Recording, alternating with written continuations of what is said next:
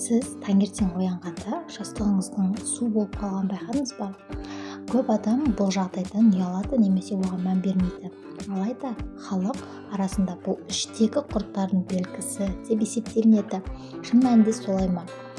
Әлде бұл ауру дерттің белгісі ме? Бүгінгі видеода сіз дәрігерлердің пікірін тыңдап, бұл құбылыстың астында қандай құпия жатқанын ашамыз. Соңына дейін көріңіз, себебі бұл сіздің денсаулығыңыз туралы маңызды белгі болуы әбден мүмкін. Алдымен жақсы жаңалықтан бастайық. Көп жағдайда бұл сіздің өте қатты және сапалы ұйықтағаныңыздың белгісі. Сіз терең ұйқы фазасына өткенде дене бұлшықеттері, соның ішінде жақ бұлшықеттері толық босайды. Нәтижесінде ауыз сәл ашылып қалады да жиналған сілекей сыртқа ағады. Егер бұл сирек қайталанса, уайымдауға негіз жоқ. Бірақ ол үнемі қайталанса, ағзаңызда ақау бар деген сөз. Ең жиі кездесетін себеп мұрын тыныс алудың қиындауы.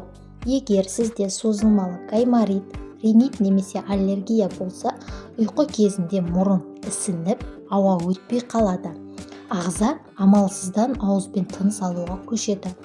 Ауыз ашық болғандықтан сілекей бездері қарқынды жұмыс істеп, сұйықтық сыртқа төгіледі. Егер мұрныңыз жиі бітелсе, бірінші кезекте лор дәрігеріне көрінуіңіз қажет.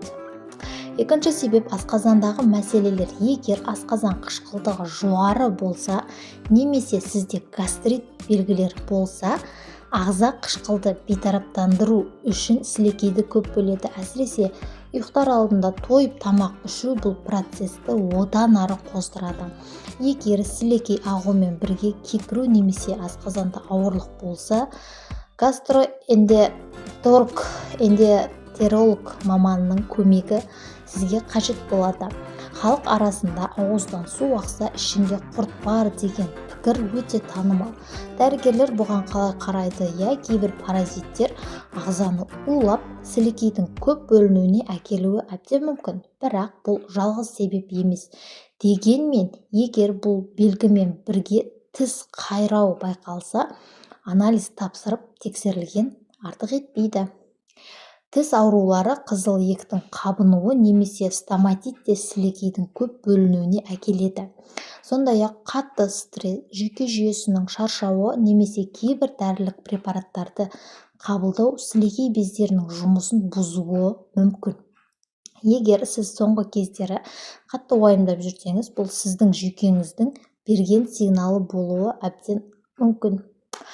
Сонымен не істеу керек? Ұйықтар алдында 3 сағат бұрын тамақ ішпеңіз, мұрын тынысын тексертіңіз. Биіктеу жастықта бүйіріңізбен ұйықтап көріңіз. Егер бұл жағдай сізді күнде мазаласа, дәрігерге баруды кешіктірмеңіз. Денсаулық басты байлық. Видео пайдалы болса, пікір қалдырып жақындарыңызбен бөлісіңіз. Сіздің жастығыңыз таңертең құрғақ па? Жауабыңызды пікірде күтемін.